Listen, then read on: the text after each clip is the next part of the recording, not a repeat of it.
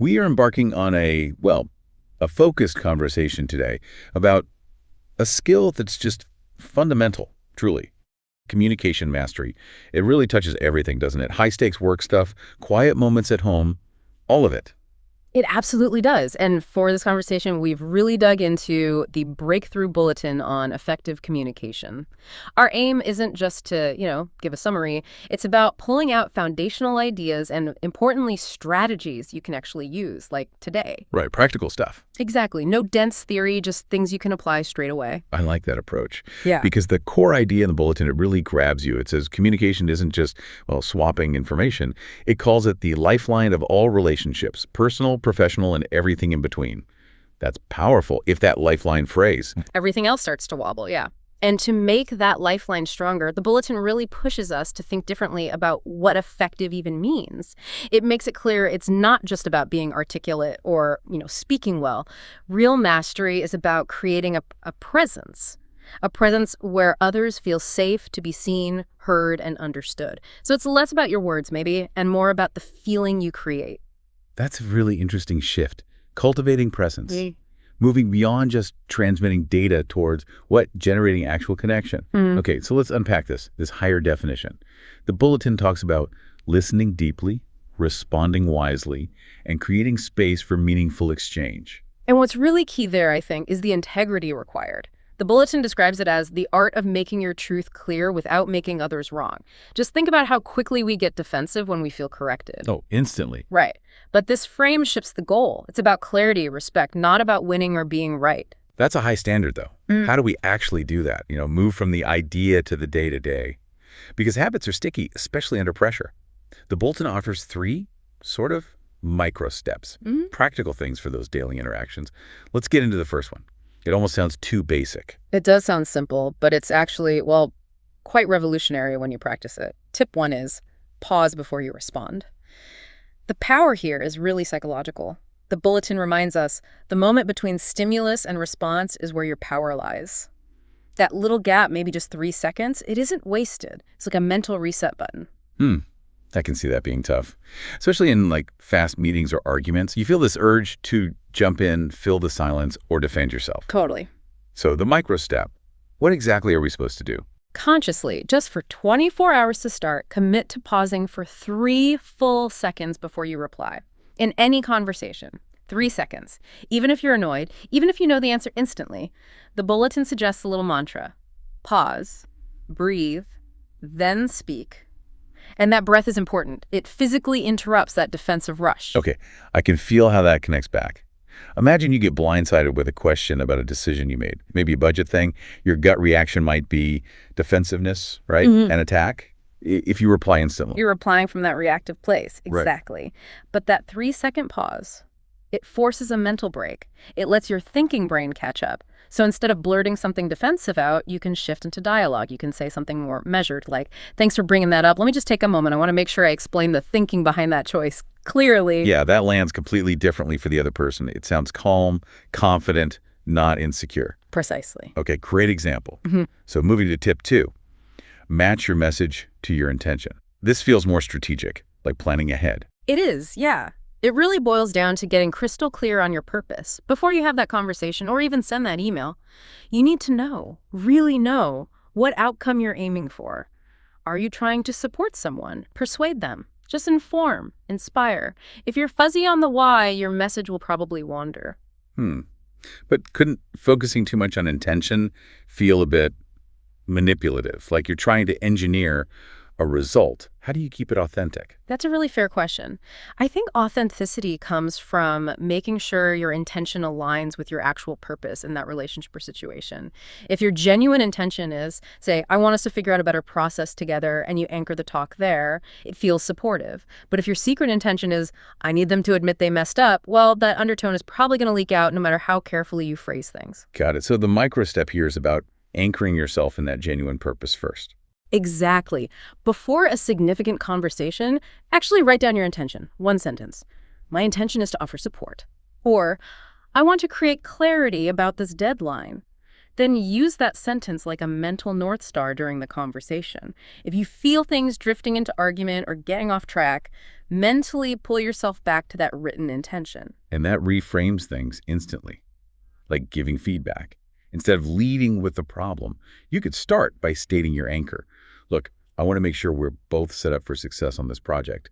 Can I share a few thoughts I had about how we might tweak the process? Yeah, it immediately signals collaboration, not blame. Which flows nicely into tip 3. And this one feels like it requires battling the ego a bit. Listen to understand, not to reply. Oh, definitely. We're so wired to be thinking about our comeback, our next point, while the other person is still talking. It's true. We're often just waiting for our slot, not really absorbing what's being said. But genuine listening, the bulletin argues, is the clearest path to trust. It means you have to temporarily shelve your own agenda and really validate their perspective. Validate their reality, yeah. And the material emphasizes resisting that urge to interrupt, resisting the urge to jump in with solutions, and instead just focusing on reflecting back the emotion or the core message you're hearing. So the micro step is a challenge. Pick one conversation today, maybe with a colleague, maybe at home, and just dedicate yourself to listening. No interruptions, not even those little impatient or nods. And then this is key afterwards. Really reflect. What did I actually learn or notice because I was truly listening, not just planning my response? Let's take an example. A friend tells you they're completely overwhelmed, snowed under. Our typical instinct is to fix it, right? Oh, have you tried this? You should do that. Maybe quit that job. Right. And the moment you jump to solutions, you kind of signal you didn't fully hear how heavy it feels for them. Exactly. Genuine listening lets you mirror that feeling back. Wow, it sounds like you are carrying so much right now. That must feel incredibly heavy. That reflection, that feeling of being seen, that's often exactly what they need, way more than our advice. It validates their struggle. Those 3 tips, pause, intention, listening.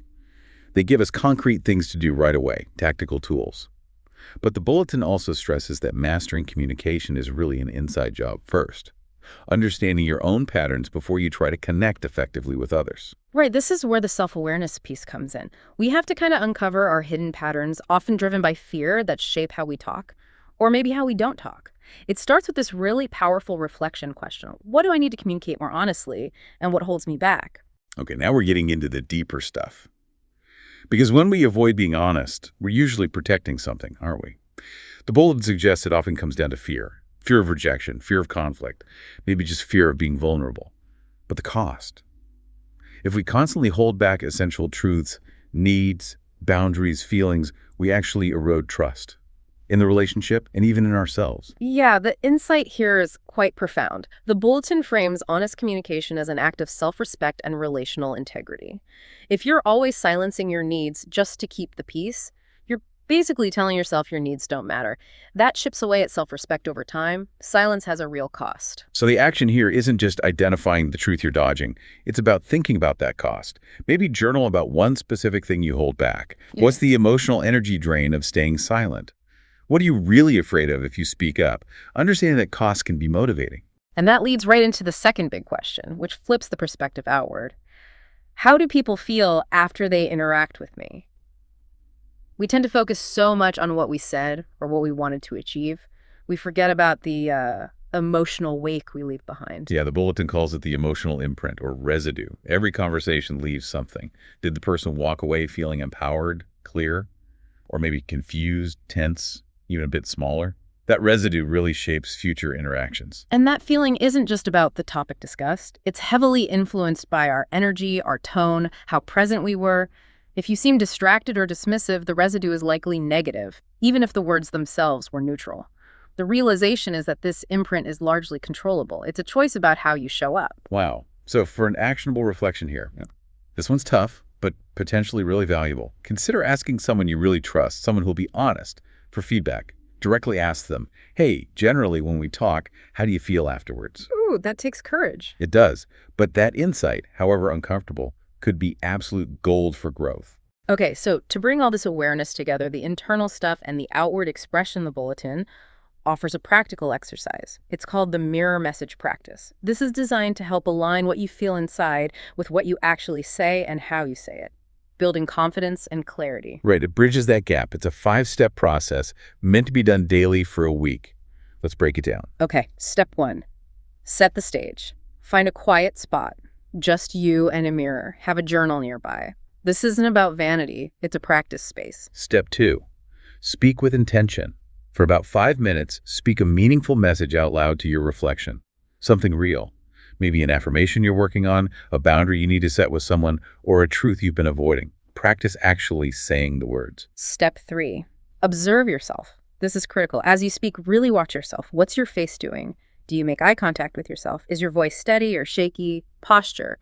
These little cues reveal where there might be a mismatch between your words and your deeper feelings. And then step 4. Reflect and journal.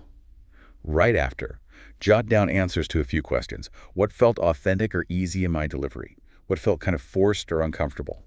And crucially, based on what I saw, what might I adjust next time? Tone, phrasing, but approach it with curiosity, not judgment. Yes, curiosity is key. And finally, step 5. Align inside and out. The whole point of this is practice. By getting comfortable communicating honestly with yourself first, looking yourself in the eye, you build genuine ease and confidence for when you need to express those same things to other people. You find your stance. It makes sense. You practice the delivery in a safe space. So integrating all these layers, the quick tips, the deeper self-awareness questions, and this mirror practice, it really moves us beyond just, getting a point across. It seems like it's about genuinely connecting, resolving conflicts more effectively, maybe even inspiring people. Yeah, that's the goal, isn't it? Moving beyond just talking at people. And that brings us to a final piece of wisdom from the Bulletin, a quote from Kipling Williams. It says, "Words are free. It's how you use them that may cost you." That really lands, doesn't it? The responsibility we hold. It really does. It underscores the weight of our words, the cost of using them poorly, broken trust, missed chances, even just internal frustration. So the power lies in using them wisely, expressing your truth in a way that honors both you and the other person, making sure you're not just heard, but actually understood. And that really is the heart of communication mastery. Absolutely. Well, if you found this conversation helpful, if you're looking for more ways to grow and get actionable insights like these from the Breakthrough Bulletin, then definitely make sure you subscribe. We've got more focused explorations like this planned, aimed at helping you gain that edge. You'll find the links to subscribe right there in the caption.